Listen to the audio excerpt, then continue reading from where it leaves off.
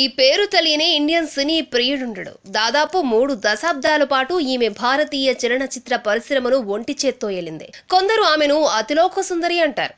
ఇంకా ఆమెను dream girl నుంచి పలు అనేక ముద్దు పేర్లతో పిలుస్తూ ఉంటారు.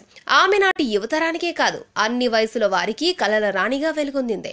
స్వయాన ఎందరో హీరోయిన్లను, వారి అందాలను చూసిన కె రాఘవేంద్రరావు నుంచి రామ్ గోపాల్ వర్మ వరకు పడి చచ్చిపోయే దర్శకులు, నిర్మాతలు, హీరోలు ఎందరో ఉన్నారు.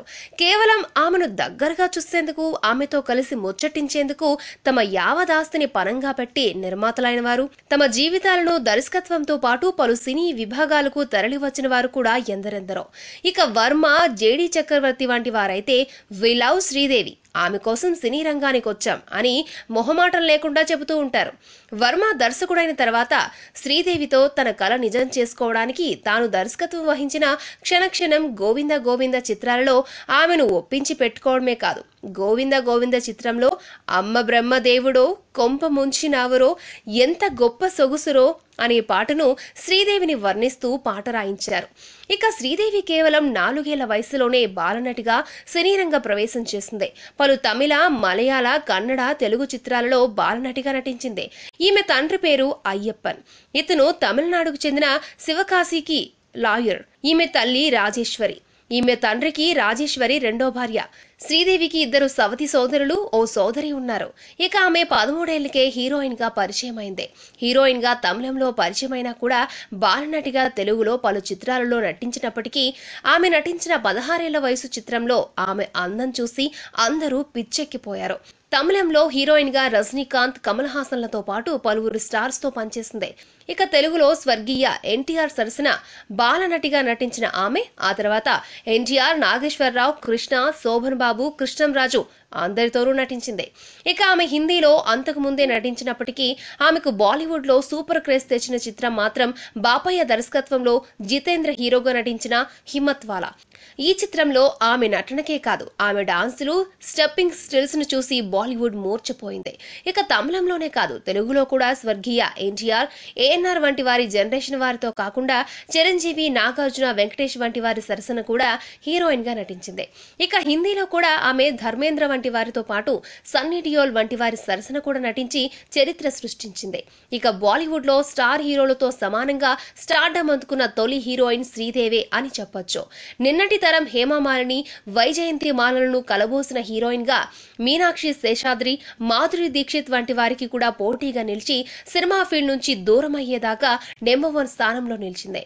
ఆనాడు తెలుగులో ఆమెకు పోటీ పడిన హీరోయిన్లలో జయప్రద, జయసుధ వంటి వారున్నారు. అయినా ఆమె పోటీకి ఎవ్వరూ తట్టుకోలేకపోయారు.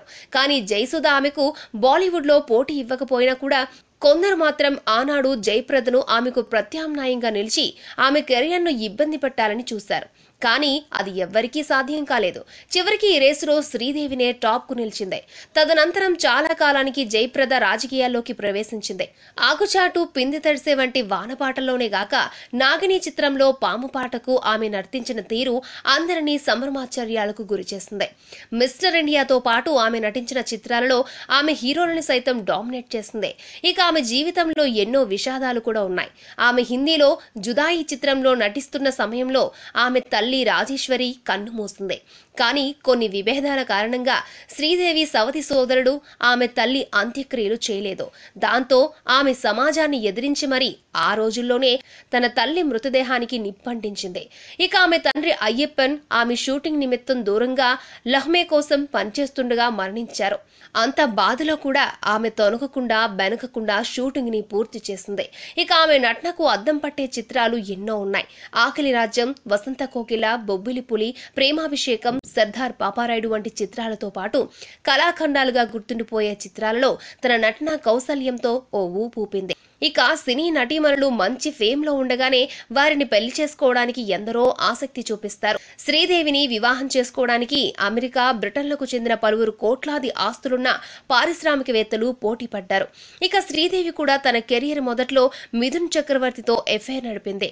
ఇద్దరు పెళ్లి కూడా చేసుకున్నారని ఓ పత్రిక మ్యారేజ్ సర్టిఫికేట్ ను కూడా ప్రింట్ చేసింది.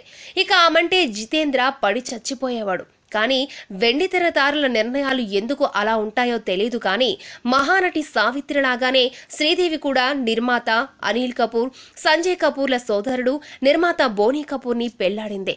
ఈ పెళ్లి వద్దని, రెండో పెళ్లి వాడవద్దని చెప్పినా ఆమె వినలేదు. చివరకు బోనీ కపూర్నే వివాహం చేసుకుంది.